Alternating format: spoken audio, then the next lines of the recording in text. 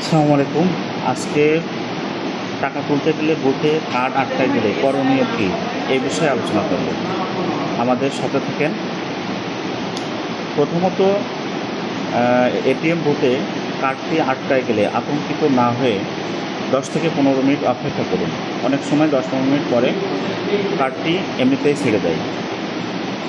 দ্বিতীয়ত, কার্ডটি জোরে টান দিবেন না। জোরে টান দিলে কার্ডের অনেক ক্ষতি হয়। তৃতীয়ত, বুথে দেওয়া হেল্পলাইন নাম্বারে ফোন করুন।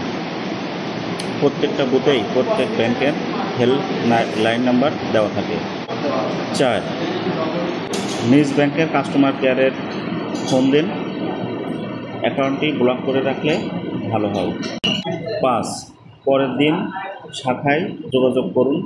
সত্যি যদি মেশিনে কার্ডটি আটকে থাকে তাহলে ব্যাক দেবে। ধন্যবাদ।